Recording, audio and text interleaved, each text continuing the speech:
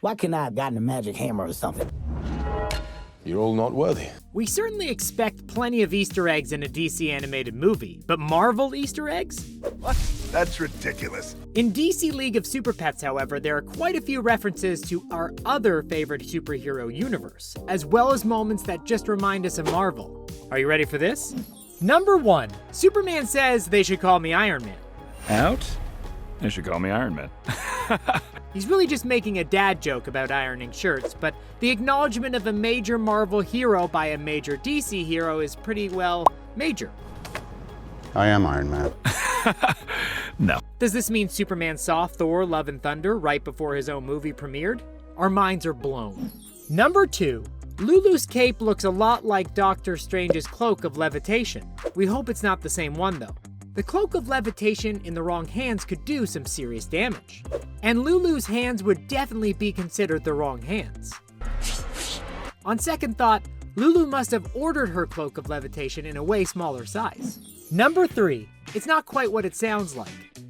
Deploy canine shield. What is a canine? Ace is asked to activate his Supershield, which unfortunately for Ace is actually his body and not a shield at all. This is a reference to Captain America's Supershield, which is actually a shield. What do you think? Maybe Ace is right. Some of those Marvel guys really do have it easier. Excellent shielding. That seemed incredibly painful. Anybody want to switch powers? Number 4. While it may be hard to believe, PB isn't the first superhero pig out there. First, there was Peter Porker. If the concept of turning a group of superheroes into a group of super anthropomorphic animals seemed just bizarre enough to be original, think again. In the 80s, Marvel released a one-shot comic about their heroes as, you guessed it, super animal versions of themselves. Plenty of our favorite Marvel characters were represented from Captain America to Goose Rider. The fan favorite, though, was Peter Porker, who is known in the super world as Spider-Ham. Spider-Ham, a pig who gained powers after being bitten by a radioactive spider, also appeared in Spider-Man Into the Spider-Verse.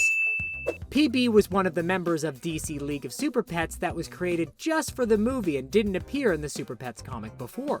She was also a regular pig who, due to some very unique circumstances, became super. Okay, PB, think big!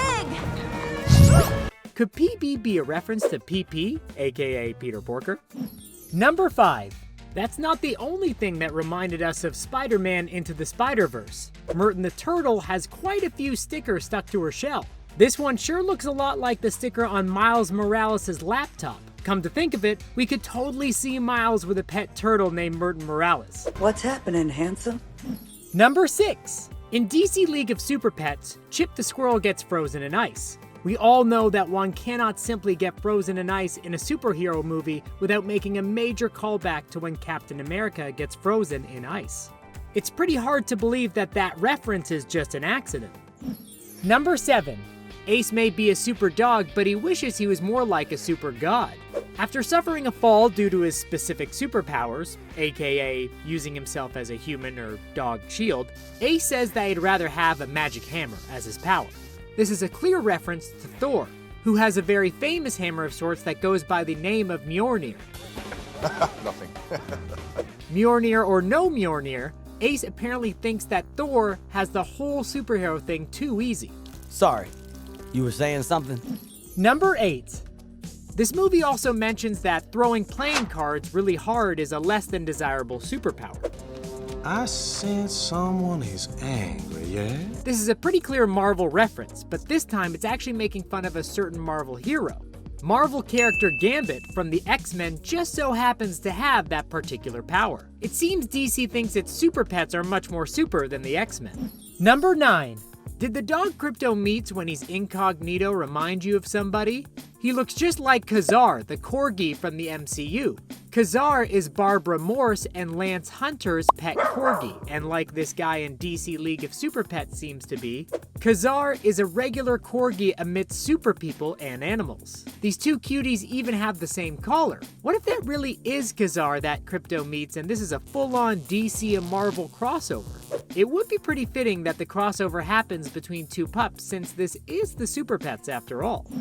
Number 10. In DC League of Super Pets, the characters announce the training montage. Training montages are a major staple in Marvel movies when the superheroes are getting ready to fight. Yeah, I can fly. Is it possible that a training montage is simply the best way to show a superhero in training? Absolutely. Is it also possible that the fact that they call this training montage out so directly is poking fun at Marvel? Also absolutely. Number 11. Whiskers, the little orange DC cat, looks a lot like a certain little orange MCU cat. Who's a good kitty, huh? For Captain Marvel fans, we're referring to Goose. Goose is an affectionate orange cat who belongs to Carol Danvers, aka Captain Marvel herself. Goose also just so happens to be an alien known as Flurkin, who can extend tentacles out of her mouth. Whiskers' tail doubles as a rocket launcher. Since their color, their cuteness, and their truly bizarre powers all match perfectly, these two cats seem like they may come from the same intra-franchise litter. Okay. Good kitty.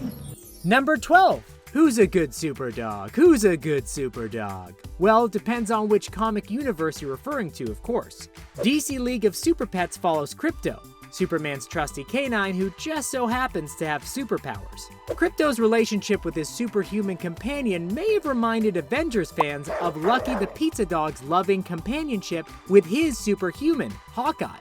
When you think about it, it makes perfect sense that super dogs are Superman's best friend. Go on. Number 13. Lulu is an ex-lab testing animal turned supervillain. While that seems like such a specific story that it isn't likely to be shared with another character, this is also the origin of Cosmo, the space dog. If you don't remember Cosmo, he's a member of the Guardians of the Galaxy. Like Lulu, he was part of an experiment. He was launched into space when he gained powers. He uses them for good though, unlike a certain guinea pig we know. Number 14. PP doesn't just share her unique species with Spider-Ham. She also shares a power with a different MCU hero. PP's power makes her get bigger, busting through everything around her. That reminds us a lot of a pig version of the Hulk's powers, who is also known for growing and busting through, well, his shirt, mostly. I think it's gratuitous, but whatever. A first pig version of Spider-Man and now a pig version of the Hulk?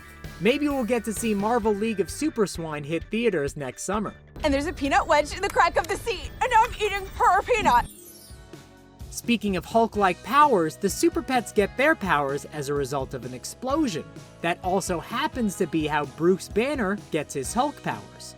Being exposed to a serious dose of radiation gave the Hulk his own set of powers. Hulk! Did you notice all these marvelously marvel-y moments in DC League of Super Pets? Was there anything else in the movie that made you think of the MCU? Let's talk about it in the comments. And for more videos like this one, remember to like and subscribe to The Things Animated for all the latest on your animated favorites.